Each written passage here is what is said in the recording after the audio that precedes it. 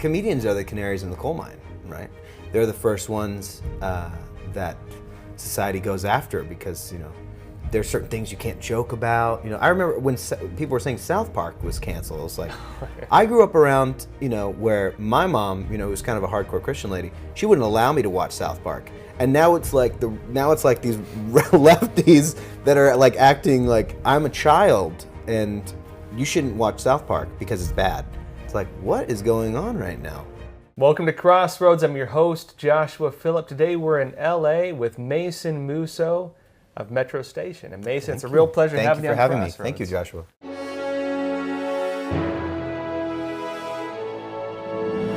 We're here at his apartment, hanging out, and we're talking about, get into the whole pop star lifestyle, get into Hollywood, get into fame, and not compromise your value. That's a tough one. There's only so many parties you can go to before it kind of, I don't know, for me it kind of got a little boring. That kind of, Hollywood lifestyle you can do before it kind of gets a little boring. For me, I grew up in Dallas, Texas, so I was raised around a lot of conservative Christian, big conservative Christian family. I learned how to play music in the church. Did you? Yeah, that's where I learned how to play. I was doing lead worship for the youth group at my church in Texas. So yeah, I don't know. It's kind of hard, but I like to have a good time just like anybody else. I would consider myself kind of a classical liberal, but I think nowadays being kind of like a classical liberal, you're kind of like viewed as a right-wing extremist or something. I don't know. We're kind of in a weird place right now. That's the irony of where we're at. Is that punk rock was always about kind of fighting against authoritarianism. Yeah. What they perceived as authoritarianism. Right. But these days, the guys who are trying to censor everyone, the ones who are telling everyone you can't, what you can and can't say, and how you have to live, and everything you have to, even down to what you think just about, are the authoritarian socialists. I've never seen so many people that claim to be liberal. They're totally cool with getting rid of the First Amendment or the idea of freedom of speech. They're totally cool getting rid of it. To me, that's not being liberal at all. Well, I wouldn't call them liberal because if we get into actual classical liberalism, it was the idea of being able to do what you do what you do, I'll do what I do. We're not going to go after each other for it. Right? Exactly. That's Frederick Bastiat. That was Ludwig von Mises. Guys who, funny enough, now get categorized as being like libertarians. Right? Really? Yeah. That's how it is, man. Yeah. Yeah, but anyways, you're in an interesting state in that you're in Hollywood, you're in this area, but you don't seem to feel the need to censor yourself, one, but you also don't get pulled into the whole, people fighting against each other and arguing about politics. Yeah. You just have your own way of doing things, it seems. Yeah, I think the idea of censoring myself, to me, that's so scary. That I couldn't, have my own opinions or anything like that. I mean, we don't live in the Soviet Union. No, I don't know. I can't like certain tweets. What's interesting is if you're an artist or a musician that has the right politics, you are politically correct, then, you can talk about politics all day long and the media will praise you for it. But, have the wrong ideas and, you're what are you doing? You're extreme. It's weird, man. I've heard people say conservative is the new punk. I believe that was Paul Joseph Watson who said that, and I totally agree with that. I mean, if you're looking for people that believe in freedom of speech, I don't know. Kind of seems like conservatives are kind of the only game in town right now. Liberals don't believe in that anymore. Seems like. Yeah. Now, when we get into the ideas of just creative freedom. Mm-hmm. We get into free speech. Of course, I mean, that's the basis of the whole art world was creative freedom. And art was always kind of controversial. Sure. That's how it was. But it's funny now that they're working so hard to, some individuals with very clear political motives are trying to restrict creativity and thought, speech, artistic direction to such an extent. Of course, there are a lot of people in Hollywood who might have more conservative values who are terrified of speaking out. Yeah, they are. Yeah.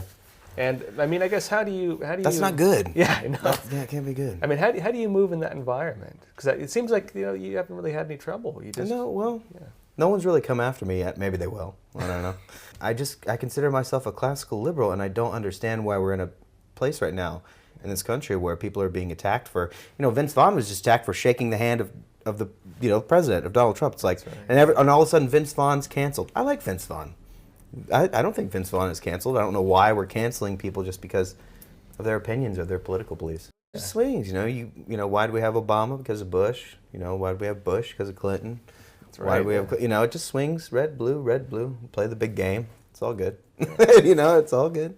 Well, getting into, you of course have Metro Station. I understand you guys are back together. Yeah, Tell we're working us about on what you're doing. working on a new record right now. I'm actually flying to Nashville in the morning to record some new Metro music, and it's gonna be fun. We'll see. We haven't released anything in like 2.5 years, so I'm excited to get back in it. Yeah, it's a big deal. I understand you guys have been kind of having recent popularity online too. People seem to be TikTok. getting into it again. Shake It has exploded on TikTok for whatever reason, all and songs. and a whole new generation of young kids, that probably weren't even able to come to our shows, back in the day, are finding out about Metro Station all over again. So it's awesome. It's a really exciting time. Yeah, I'm curious. What is the main kind of inspiration for your music?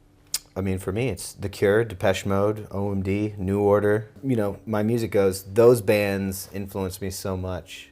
For all the criticisms and all the chaos and everything in society, Yeah. music has always been kind of a uniting factor. 100%. It's something that really does bring people together. I mean, you're at a party, you always got music in the background. Yeah. Even different scenes and cliques, they have their own musical theme to them. I mean, for you, I guess, what is music? What makes you want to do it so much? It's a weird thing to explain. I love playing music. I love to sing. I've been singing since I was like a little kid. Both my parents were singers. Not like hugely successful or anything like that, but I've just been singing since I was a little kid. So I don't know. Music, kind of what you were saying, just brings people together. I know with you, of course, you guys were top 10 Billboard, right? Yeah, Shake It got up there. I think Shake It got to number 3 and then like number 1 in Australia and did really well. Very, very grateful, for everyone that, listened to that song and bought that record. Really appreciate that. Yeah, what was it like kind of being thrust into fame like suddenly? I know a lot of people struggle with that. Actually, we just had a psychologist on the show just recently, Dr. Paul Hokema. He treats a lot of people in Hollywood, funny enough. I'm sure. But he says it can be a real shock and somewhat devastating process for some people. And you wouldn't think it. You'd think it'd be such a nice thing. But some people really struggle with it. Yeah, I mean, I turned 18, got signed, big record advance, songs on the radio. Yeah, it can be a little crazy. But I was raised by a good family and just, kind of kept my cool about some stuff. Some stuff, maybe I went a little too extreme on some stuff. But if you have a good foundation, you come back home. That's an interesting kind of a Union hero's journey kind of a thing. You go out in the world, experience all that stuff, but you come back home. Yeah. Well, you'd be surprised how many of the best people like I've met have pretty rough pasts. Actually. Yeah, sure, yeah. And maybe it is part of that hero's journey is when you can kind of fall for a bit and then realize that you have to, right? Yeah, but you realize that it's not everything it's cut out to be. Yeah. A lot of times. Yeah. I guess for you, what was that kind of coming home? Kind of what I was saying earlier. I mean, there's only so many clubs you can party at and only so many shots you can take, and before you're like, oh, I don't know. There's got to be something a little bit more. Yeah, there's got to be There's got to be something more. Yeah. Even though I live over here in Santa Monica in LA, I spend a lot of my time going back home to Texas, being around my family. Still got my grandparents alive, which is really awesome because I know a lot of my friends don't. I was also a big Italian family, so I got lots of cousins and uncles and aunts. So that's another thing. Yeah, families. You realize how important family is for sure. Yeah, and of course, you've also never really compromised your faith either. You've always been, very open. You're a Christian, right? Yeah. Yeah. So what's it been like too? I mean, I know some people in that scene that might not like it. Some people don't. Christians can have fun too. You can have a good time, right? No one's really ever attacked me for it or anything like that. You seem to be in a good position with a lot of this stuff, man. You kept your values. Maybe after this interview, something bad's gonna happen. But I don't know. Hopefully not. Hopefully not. It's all right. Yeah. You know what I find is, part of me thinks that a lot of the attacks we see are coordinated. Mm-hmm. I mean, maybe I'm getting a little far off. No, I want to hear about this. Right, this is my assumption. Yeah. Personally, I think a lot of the attacks we see publicly are coordinated because I find that one-on-one, and even just normally getting out there, most people are pretty reasonable. Yeah, I think so too. You have some people who do go off the rails a little bit, but if they do, it's usually just one or two people, and even then, you can still usually kind of reason with them. Yeah. You know what I mean? I think that the large-scale, say, uncivility that we're seeing in society comes from mostly maybe organizations where you do have, say, so maybe socialist movements. Media matters. Media matters. Oh, yeah.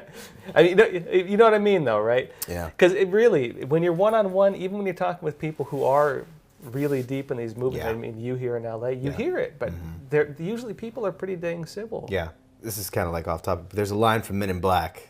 I know it's kind of funny. He goes, "A person you can deal with, a person is reasonable, but like people get, crazy. A group of the mob, and there is definitely this kind of like mob mentality we kind of see on Twitter where, I don't know, it's the Vince Vaughn thing. Going back to that thing, it's like he shook the hand of the president for a second, and then it's like a whole firestorm, the mob, coming after you with pitchforks and stuff. It's kind of crazy. It's a little scary. Yeah, they're like coyotes. Yeah, they smell blood. Yeah, totally. They're like friendly little creatures 100%. when they're by themselves. Yeah. You get a pack of them, man, they're Right. crazy. Absolutely. Right. Yeah. But getting into the idea of free speech, Mm-hmm. censorship, and these kinds of things, you mentioned you're more like a classical liberal. Yeah, I would say so. And for you, I mean, what is that? I believe people can disagree with me, and I don't attack them for it, and we can, have what a concept. I know Wait, we can just you have don't attack people who discussions. disagree with you? I know that, and that's so. I guess that's a radical. What's sad is that's a radical position. Position right now. Everyone is able to have their own opinions and own ideas, and there can be debate and there can be discussions on what's the proper way to move society forward. I don't believe people should get violent because of what someone's saying. I don't know. I think we're in a tricky place right now, and I think especially this year, 2020 is going to be, kind of heated. It's starting over again. Oh, It's going to be kind of heated. We'll see. We'll see. Well, me too. I don't really consider myself part of any party. Yeah. Honestly. Yeah. For me, it's just I have my values. People have their values. I Yeah. don't really care what they're. I don't think badly of them for having values different from me. Yeah. But that's one thing I think society has lost: the idea that you can be different. You can believe in different things. You can believe something is good and something is bad. But it doesn't mean that you hate someone. Or you're evil. Yeah. You're evil for believing, Yeah. No, I don't think so. Socialists are evil. I think they're wrong. I don't think they're evil. I think Bernie Sanders seems nice, but I think he's wrong. Yeah, Don't believe anything. Maybe some nice, comfortable goulash. I don't know. Yeah, right. Yeah. That's the problem with this recent Project Veritas stuff. Yeah, I mean, he took his honeymoon in the Soviet Union. Yeah.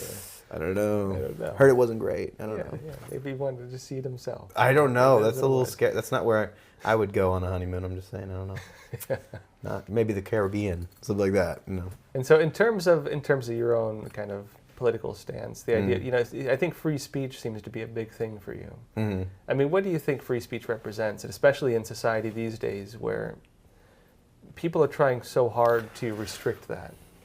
Dave Chappelle just did a stand-up about it, and it's really freaking funny. But he just says, because comedians are the canaries in the coal mine, right? They're the first ones that society goes after because, there's certain things you can't joke about. I remember when people were saying South Park was canceled. It was like, I grew up around, where my mom, who was kind of a hardcore Christian lady, she wouldn't allow me to watch South Park. And now it's like these lefties that are like acting like I'm a child and you shouldn't watch South Park because it's bad. It's like, what is going on right now? Yeah. But anyway, Dave Chappelle, he says, we got the First Amendment and we got the Second Amendment in case that doesn't work. in case the first one doesn't work, then we got the I guess that's kind of a Texas way, where I'm from, view of it. It's like, yeah, we got the First Amendment. And number two, just in case it doesn't work out. Yeah. I don't know. Well, and the idea that maybe that's why they did it, right? Yeah. Number one and number two. It's to protect freedom, and the first protection of freedom is speech. Once you break down that first protection, that you can say what you believe, you can speak your mind. Right.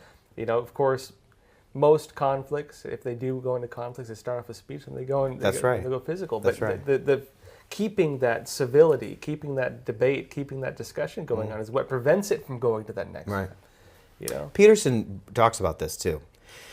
It was the jester in the king's court who was he was able to say to the king anything and could even joke about the king because the king he's the jester and the comedian could say whatever he wanted and we're not going to kill the comedian, right?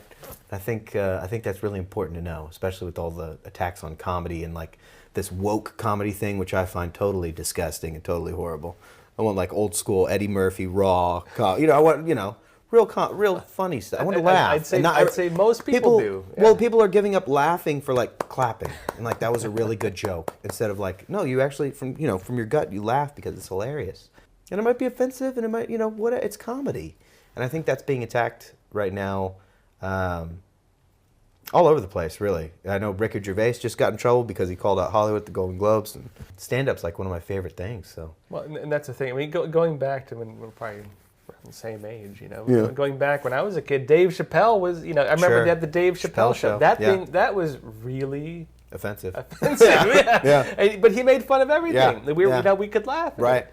We had the Man Show. Right, that was a great they've show. Kind of they've gone their own ways, but that was separate also, ways too. Yeah, it's true. Yeah, but that was really controversial. There were a lot of things, even like Seinfeld. They're talking about. There's a lot of things that we could laugh about back then, and nobody was offended about. Maybe very few at least. And we could laugh about it, but sometimes being able to laugh about it is what brought us together. Absolutely. Yeah. 100%. So I remember when I was a kid, my group of friends, we had just about every race you could imagine. Right. And we'd joke about it, we'd tell these jokes to each other. Yeah. There was never like a, how dare you, I'm offended by that type error. Yeah.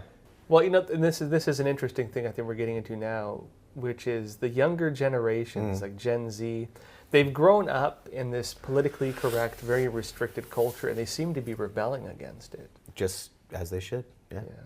Which is, it's funny when you get into your... That's punk rock. I was going to say, you're in the punk rock movement. That's exactly what punk rock is. If you have society telling you can't make these certain jokes anymore, you go, no, I'm going to do it even more so now.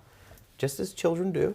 Yeah. That's what they do. Well, that's the irony of it too. I mean, you're in the punk scene. Yeah. You're part of that movie. You're part of that scene. Yeah. It's always been about rebelling against some kind of authority figure. Exactly. It just so happens that the authoritarians now are the ones who, previously claimed to be the solution to authoritarianism. Yeah. And it's sad to see people kind of, want to limit what they say just because they're kind of scared. I don't want to live in that world. I don't want to live like that. So. Yeah, what is punk to you then, I'm curious? Kind of what you just said. I mean, rebelling against stuff, but also at the same time, Johnny Ramone, the guitarist from the Ramones, said, he's quoted as saying, punk is right wing. I don't know what he meant by that. I don't know what he was kind of saying by that. There's a couple interviews where you can see Johnny Ramone, saying thank you, God bless America, God bless George W. Bush at the Rock and Roll Hall of Fame, and he was attacked for it.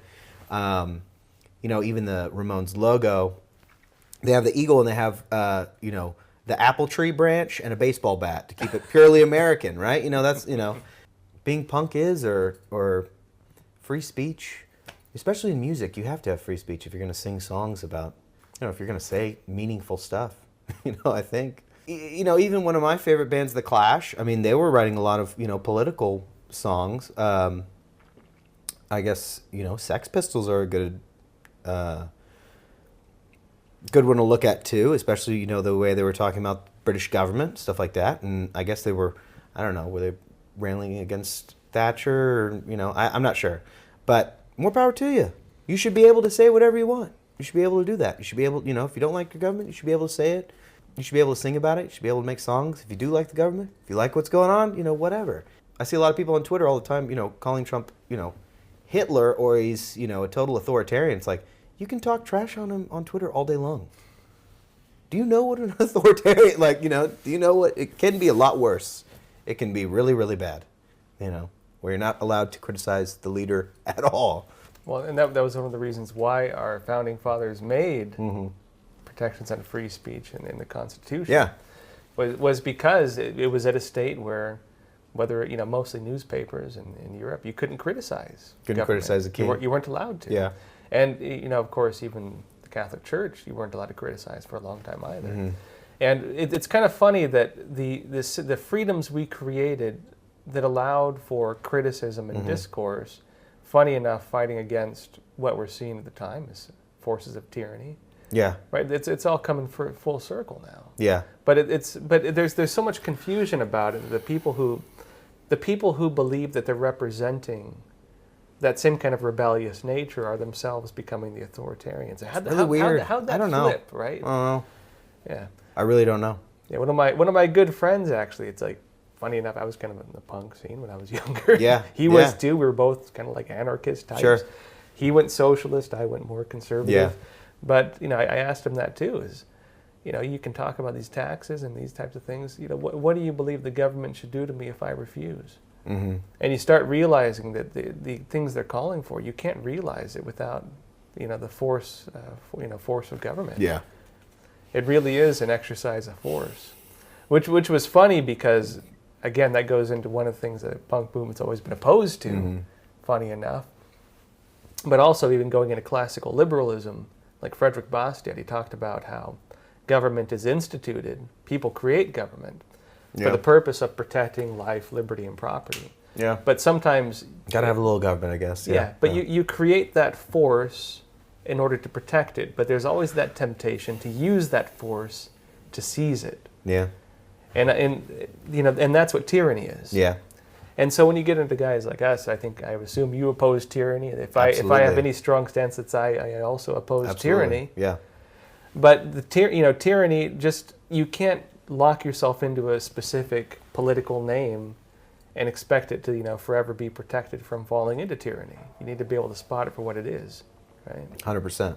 100%. So I'm curious for you. You've taken your own stance. You haven't moved into it. You haven't let them censor you. Is that for you as punk? Is this right? No one has come after me. I just think you should be able to have different opinions. That's all. That used to not be radical. That used to not be crazy. Well, and the idea that people should be able to make mistakes. That's actually an interesting one too, because it's funny because a lot of socialists talk so much about tolerance and these types of things, but they tend to be very aggressive and unforgiving when it comes to people's flaws, even like with me too, going back, decades sometimes. The people should be forever condemned for whatever their traits are, things they've done. Not very Christian. It's not very Christian. No. Yeah, it's true. Well, Christianity believes in forgiveness. Right, yeah. And it's funny too that even among a lot of conservatives that you'd think that they'd be more, in terms of how they're painted, you'd think they'd be less forgiving, but they actually tend to be more forgiving. They are, I think. I think the left right now, the new left, not like, I guess, kind of the old school left that, still had some reason, But yeah, this new left is very, if you make one mistake, you're toast. You can be totally canceled. A lot of celebrities, I think we're seeing that happen. Some, maybe it's right to do that. I don't know, and some, I don't think it's the best thing to happen. And so you living in LA with this kind of, it's ironic, this whole cancel culture in LA, because Hollywood, this is where you had the Hollywood blacklist, where McCarthyism, they're going after socialists and communists. McCarthy was right. No, I'm just kidding. You read his stuff? I don't know, man. Maybe he was right. But, regardless, the whole idea was, how dare he try to censor us? Yeah. How dare he try to tell us what to say? And now it's the people who were censored who are trying to censor other people. Yeah. Is the way it seems. And so, going around here, what's it been like? I don't know. It's really weird. There's a lot of censorship going on. There's certain things you can't say anymore. There's certain jokes you can't make anymore. There's, all these blasphemy laws, Hollywood's kind of become the new religion. Not just Hollywood, a lot of the, entertainment industry, there's certain jokes you can't do anymore. Even comedians, like Howard Stern, which I love Howard Stern. I think Howard Stern's amazing. It kind of feels like the ladder he took to get to where he is, all the nasty jokes and stuff that I find funny, I think are hilarious. All of a sudden now, people trying to come up can't make those jokes anymore, or can't do, what he did. He's done some crazy stuff. I don't know if you know a little bit about it. So, it's kind of crazy stuff, but now I think there's a bunch of comedians, not all, but some that are like, there's certain jokes we don't make anymore because we're in a new society, and I get it, but well, that's the funny thing is there's a disconnection now between Hollywood and like what people actually find entertaining. I think Star Wars just went through this whole thing where they did, of course, the first two films, and the remake were pretty dang woke. They tried breaking it in the third one. It didn't quite work for them. But I think they're seeing that people don't want to have politics always shoved down their throat. They don't want political correctness. And even I think Gen Z and younger generations in this country, they're getting sick of it too. And they're instead of Instead of following along with these political correct narratives, they're spreading memes and they're laughing about funny videos that, make kind of politically incorrect jokes. Well, kids are the first ones, if you tell a kid that don't watch this or don't listen to this band or don't do this, the first thing they're going to do is do it. That's the first thing they're going to do is listen to that, comedian, or this is what they've always done. Kids parents would leave and you'd listen to like George Carlin's, who I love, by the way. I think George Carlin he was great. Hilarious. He was funny, Or you'd, watch South Park. I was saying earlier, like my mom didn't want me watching South Park, So when I would go over to friends' houses, their mom would allow them. So I'd be like, yes, I finally get to, That's the first thing I would do. Well, and that's one of the real ironies of the way things are heading, is that the people are not going to stop finding that stuff funny. Yeah. Even if the big name comedians, the institutions they're in, stop doing it, people are not going to stop finding it funny. Yeah. And so whoever does it is going to become the new institution. And it seems that there's a big break right now between the institutionalized kind of entertainment industry and political industry and news industry fighting against this new rise of independent comedians and independent media and independent YouTubers. Yeah, YouTube. Yeah, literally, really. Yeah. And they're trying to shut it down, but people want it. You know what I mean? Kids definitely do. Young people definitely do. They want to hear stuff that's not, this is approved. You can listen to the, because we all agree that this person, doesn't, step over the line. Yeah. Well, I want to hear people, kind of like play with the line a little, they step over the line because that's funny. That's cool. That's exciting, That's to punk. me. It's punk. It's 100% punk. 100%. Yeah. But, I've actually written about this before, is that we have an interesting state in our society now with political correctness, in that it's not enforced. Who came up with political correctness, by the way?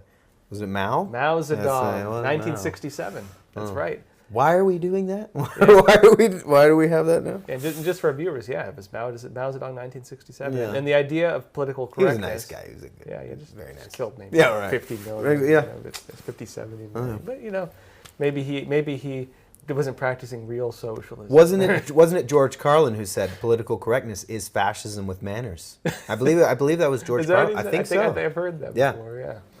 Well, the idea that Mao had with it was that it was during the Cultural Revolution, or right around then, and the idea was, of course, he was killing people who believed in religion. If you had flowers in front of your house, you could be labeled as a rightist. If you're a woman and you wore makeup, you could be called a rightist.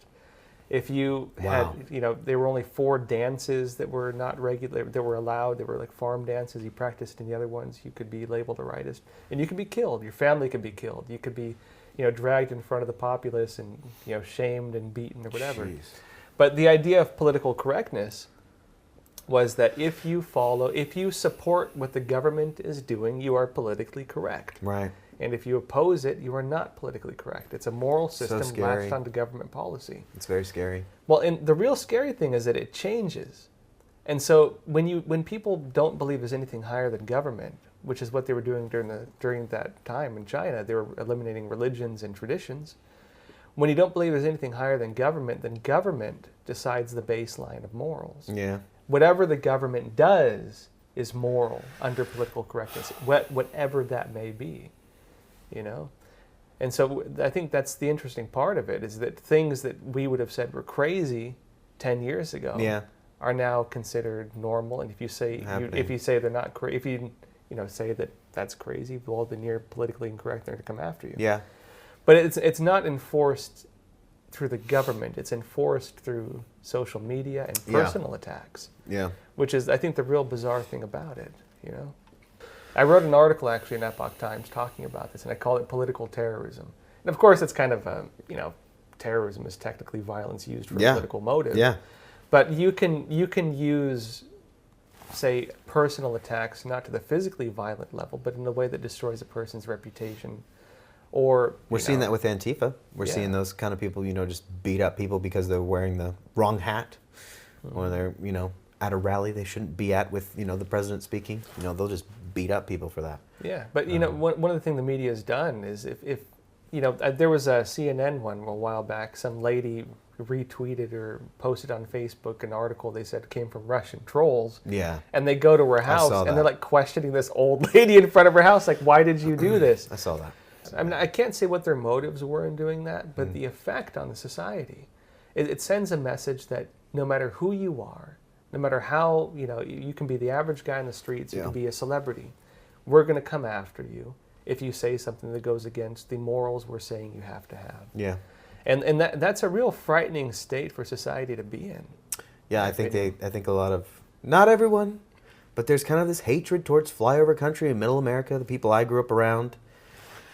Especially, not everyone, again, not everybody, but, Hollywood or, New York or kind of, the coast, not Florida, but, no, not Florida. Everybody likes Florida. Yeah, everyone likes Florida. But, the middle of the country, there's kind of this view that they're like simple people and, you can make fun of them or, which is fine. I don't mind jokes and stuff, but I mean, a lot of the people I grew up with, even though, maybe they're not totally aware what's going on, they have a lot more common sense than I think a lot of, people in Hollywood do. I don't think they're, stupid. Yeah, well, and getting into patriotism too. Yeah. For me, patriotism was always about appreciating where you come from. Mm-hmm. And it's about, valuing your culture and valuing the stories that made you, helped shape who you are. Mm-hmm. Because we're all in our own countries, we all have our own cultures, we all have our own backgrounds, but all of those things shape us as individuals. And I think when you hate that, it's almost like it creates this self-hatred. Yeah. I think. I mean, agree or disagree? E pluribus unum, right? Out of many one. Yeah. I think we all come to this country, but we kind of have this. It seems now people view patriotism as being bad, or loving your nation as that's a bad thing. It's a bad thing. Mm-hmm. I don't know when that started, but growing up as a kid, that was never. No, it was for me. Patriotism was awesome, and I love 4th of July. It's a good time. Burgers, hot dogs, beer. When I was younger, no beer, but it was a good time. Now it seems like there's, you're a bad person if you love America or you want it to do well. Well, and that's a real irony, is that people want to be like citizens of the world, right? In a weird, which sounds nice, but I don't know. But here's the irony of it. They talk about world. What is the culture of that? Yeah. If they're, and keep in mind there are socialist groups in just about every country that are condemning the founding stories of just about every country. Right. They want to flip the whole. They want to flip it. We're seeing in America where they're. I mean, what replacement are they promoting? I don't know. What do they want to replace our cultures and values with? I think they just want to get rid of what it is now. They don't really have a replacement. They're just like, no, we just want to flip it into. We don't know. Yeah. Yeah. No, that's scary. I have to agree. That's exactly what it is. But it's funny now too that guys like you, like in the punk scene, kind of teenage rebellion. I read though. You read. That's the other. You read a book. All kids should read. They should read, and history for me. Yeah. You should read what you like, but I love history, so you find out a lot of things you thought were true your whole entire life, and and you find out maybe things weren't that exact way. Yeah, well, I'm a big history fan myself too, and here's how I, kind of did my history studies. I like to trace issues back to their origin. Yeah. Read books and articles written at the time of the incident, and then trace it forward to see how it developed over time. It's one of my hobbies. I like going and reading it myself. But you know what? I think that's actually part of the American characters. We like to think for ourselves. Yeah. We don't like people telling us how to think. We don't like people trying to define history for us. But what's interesting for me is, just like you said, sometimes things aren't like how you were told they were. Mm-hmm. And if you go back and actually read books and articles written at the time, you can see how history books you're given in school are just framing one particular narrative on what happened, when in reality, even at the time of the incident, sometimes there's like 3 or 4, even more different narratives. Yeah. But that goes back again to the American identity. Mm-hmm. We like to think for ourselves. Yeah. We don't like people telling us how to think. Yeah, exactly. Yeah, we don't like people telling us what to say and how to speak. 100%. And I don't see why anybody would want to live that kind of way. How certain things are okay to listen to and okay to watch, and some stuff, if you like, you're considered hateful or extreme. I don't know. Yeah. Yeah. It's not very American. Yeah, well, it comes down even to the conversation we're having right now. There are a lot of guys in Hollywood and a lot of people in the music industry who would never dare to just have a candid, open conversation. That's so scary, though, isn't it? Isn't that kind of scary? It's terrifying to me. I think it's kind of scary, yeah. I don't know. Most of them don't read, though. Oh. Well, I was just being honest. I mean, I do have a few friends that are, very intelligent and kind of. I've been doing some stuff with Turning Point, Turning Point USA. Love those dudes. Charlie Kirk and all those guys over there are amazing. And they've invited me out to a couple of events, and I have the best time ever. Just stuff like that where I just find it amazing that I can go and experience these kind of things. And Turning Point invites me out, and, I have some friends that are like, why do you care? It's like, I want to know what's going on. Why everything that's happening is happening. I want to be informed. So there's some people, I guess, that just want to, like, I don't know, put their head in the sand, kind of not care what's going on. I don't want to be that person. And you could still have fun. Conservatives or liberals or classical liberals, not the liberals of the day, I would say. You could still have fun. Where I think you see a lot of more, kind of right-leaning, even conservative Christian, country music. They're all right there, and they're still able to have fun, and it's all good, Yeah, well, I've heard you get in those communities actually, like in Nashville, for example. Sure, right. From what I hear, actually, it's still like 50-50. Absolutely. You get half of them about are Absolutely. conservative, and the other half are kind of liberal. Yeah. But I hear in that community, actually, it's pretty accepting. People still get along with each other. I mean, now you're actually going there tomorrow, Yeah, I'll be working with Trace. We're working on the new Metro record, so I'm super excited to. And I love Nashville. I always have a great time there. He's lived over there for a while. Kind of similar to what I grew up to within Texas, in Dallas, There's normal people that want to go home to their wives or girlfriends, feed their family, go out, eat steaks, drink beer, barbecue. Yeah. I like that kind of stuff. I'm into that. I'm into that. You know what? I like that. I think the world has just gotten too complicated. Yeah, maybe that's because growing up, that's what life was. Yeah. You didn't have to think a whole lot more than that. Yeah. You didn't have to think about all these, what I can or can't say, or who's going to attack me if I say the wrong thing tomorrow. People just want to live their lives and be happy. And I think all of this additional mental pressure has made every one of us have to start considering things we'd never normally have to consider. Yeah, it makes you go a little crazy, for sure. But maybe that's what they want. I don't know. Just embrace it. I don't know. Embrace the madness. The political correctness kind of makes everyone a little crazy. It seems to me, like everyone's kind of on edge. Yeah. And I don't think it's just Trump. I don't think some people say because Trump got elected, that's why everything's, going to whatever. But I don't think I think there's something else going on. And maybe it's political correctness. Maybe that's the problem.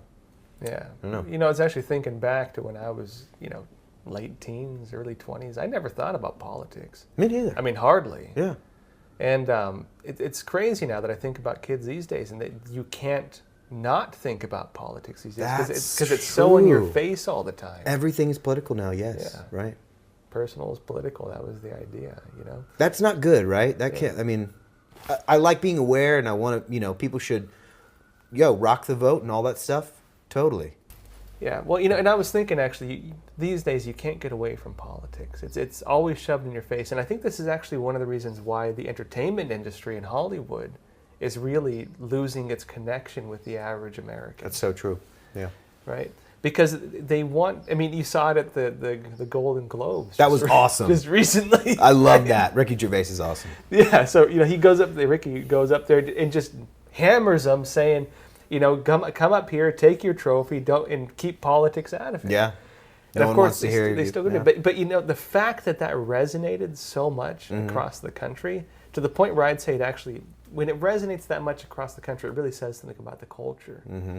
That he hit something that people are thinking, but they can't say themselves. Yeah. But I think this is... He's the jester in the king's court. Once again, there he is. He's able to say stuff because he's below contempt. Right? The comedian can make fun of the king and not lose his head. They tried though. They don't like Ricky Gervais got attacked and smeared. Yeah, and he's like, do your worst. I've already won. Yeah, I love him. I think that's pretty brave of him. Yeah. And even for he's an atheist and whatever, but he was like, I don't care that Someone was like, "Oh, don't you see? It's a bunch of like Christians and right wingers that are liking, what you did at the Golden Globes." It's like, I don't care. They can buy my stuff just like anybody else. They can love my stand-up just like anybody else. I don't have to be just like this elitist, only left-wing people. This is the problem. It's like you can be right, you can be left. It doesn't matter. It's okay. You need both, like a bird, right? You need both wings to fly. And the center is probably where we should all be. Kind of. But yeah. Yeah, and so of course you've been at a Turning Point USA. You're into this kind of stuff. You've kept politics mostly out of your music, right? I don't really talk about politics in music. It's kind of funny though, because guys like you, maybe you haven't been attacked, but a lot of guys have, and it really does mean these days you need to put your neck out there if you're going to even say what you think. Yeah. Of course, and we've said it a few times now, but that's kind of what punk was always about: is being willing to be controversial and being willing to stand up against this authoritarian nature, and people are not going to like you for it sometimes. Yeah. We have this. That's okay. Yeah. Yeah, we have this offensive culture where everyone's always offended about things, and like calling someone a bad name is like the end of the world or something. Right. But it's not like you killed them or something. Right. You know what exactly. I mean? And so I guess for you, what does it mean to just be able to have your own thoughts and have your own ideas and not be afraid of people judging you for it or coming after you for it? I think this whole country needs to get back to a place where people can have different opinions and not be totally smeared. And maybe, going back to Ricky Gervais, maybe he helped a little bit with that the other night at the Golden Globes.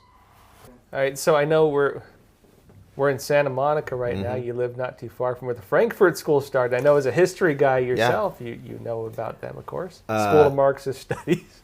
Chapter 6 of Righteous Indignation. Anthony Breitbart. Yeah, Andrew Breitbart. Andrew Breitbart. Yeah, Andrew Breitbart, his book.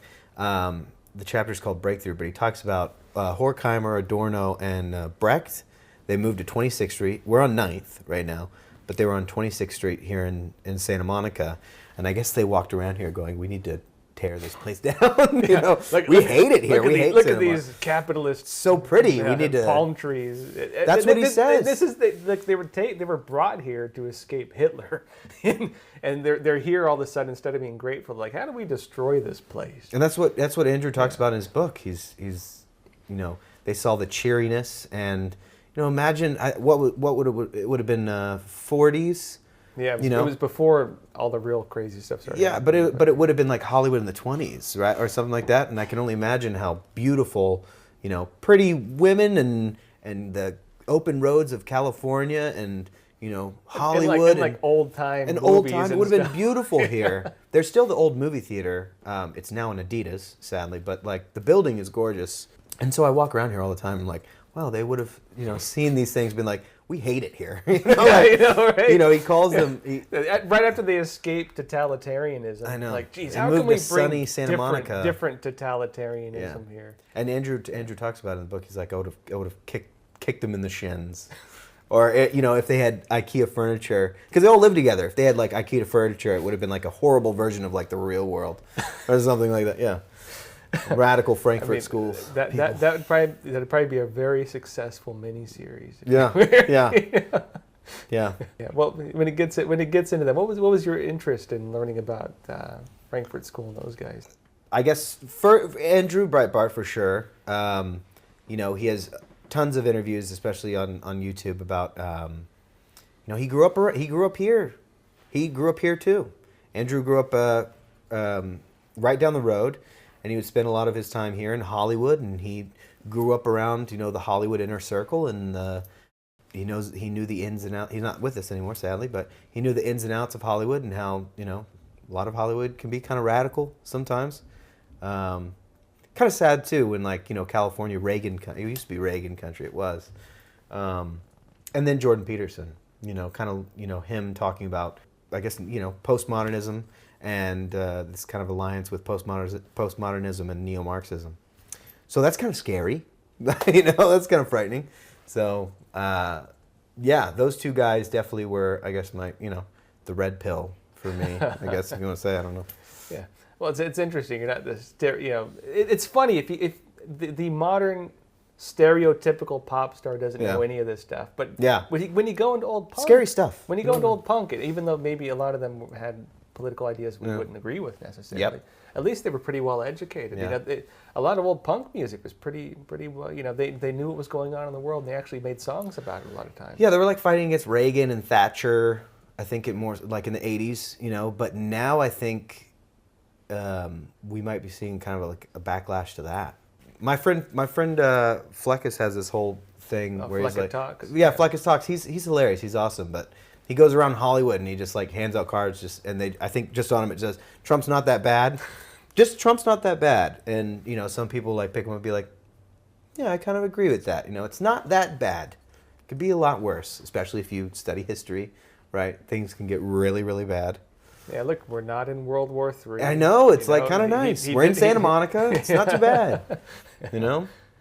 But it seems like, the sky is falling. If you, just look at Twitter, it's like every day the sky is falling or something. Something is horrible. Something horrible is going on. Well, this kind of brings us into another issue too, and I'm curious what your thoughts are about where punk is heading, because you're right in it, and you kind of see, like we've talked about, authoritarianism just switched sides. That's all that's happened, and I think a lot of guys they're against they're against fascism, they're against Nazism, 100%. but they're also just against socialism and communism because it also represents the same kind of suppression. That's what worries me the most, or I'm kind of confused by, is the same disgust we have for the swastika. I think especially in the punk pop world, they're totally fine with the hammer and sickle on the clothes, on their T-shirts, and Che Guevara T-shirts are totally fine to wear. I mean, the guy was killing gay people, right? I mean, he was murdering all kinds of people, whatever. So I'm very confused why that's okay, especially in the music scene where we should have the same disgust we have for the the swastika. We should have that same disgust for the hammer and sickle, and I don't know why that's been okay for so long. Kind of confusing to me. I mean, what was it, 100 million? And if you include Mao, 100. Well, so people say 200 million killed 100 million. Some put it 150 million. Some even higher. Mm-hmm. Yeah. So why is that okay? I don't get it. I don't understand. I think that's wrong, and I'm totally happy to fight against that. Yeah. Well, there you go. You're totally punk rock. I'm man. way down to fight against that.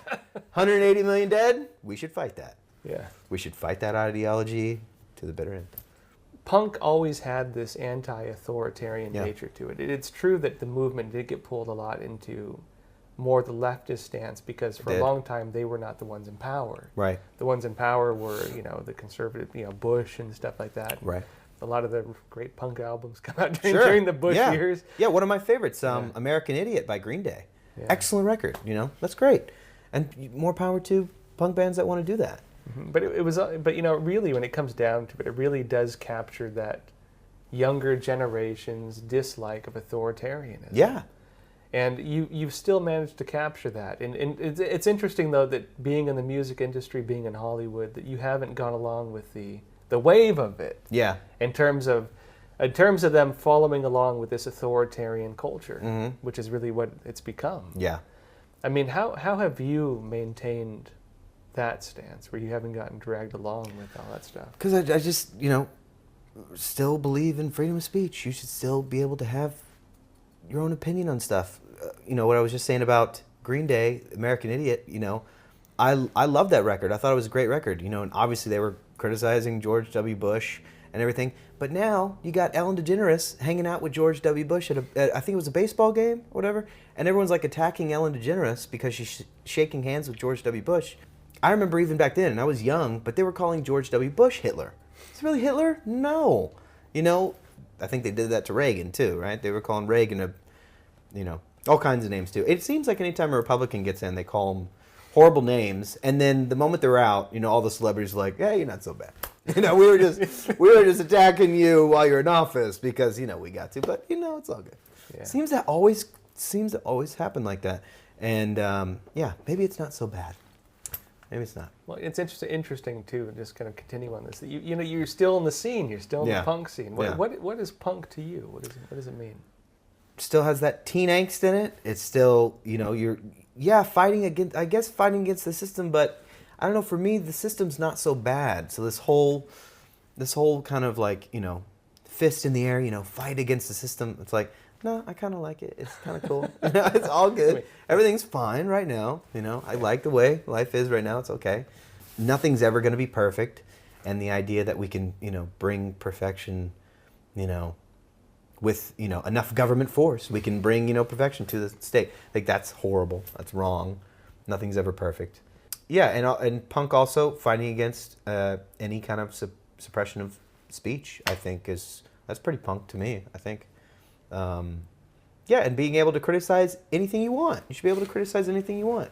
I guess just a last point, if you want people to take away anything from your music, from what you do, what would you want people to know about? What do you want them to really, what would you really like to get across to people? Well, my music is definitely not political. Maybe that's a good thing. But especially with Metro Station, I mean, we just, you know, we have a lot of party songs. We have, you know, love songs and pretty much just, you know, pop band. I mean, we've always written in that kind of like we've always kind of been in that top 40 space. One of the new songs we're actually working on right now is called Famous When You're Dead. And what we've been seeing a lot within the culture is, you know, artists will die and then everyone's like, oh, we miss them so much. It's like, but where were you when they were around? I don't know. It seems like right now there's a lot of people who, they love it when you're gone. Right? So that's a new single that will be out soon, Famous When You're Dead. So very excited about that one. Great. So Mason, real pleasure having you on Crossroads. Where can people find your work? You can go to Instagram, Metro Station, and you can go to my personal Instagram, the Mason Musso. I'm also on Twitter, Facebook, and yeah, new Metro Station music in 2020. Very exciting. Real pleasure having you on Crossroads. Thank you so much for having me, Joshua. Thank you. Great. Everyone, please remember to like and subscribe. Click that notification bell. Know when our new videos come out. See you next time.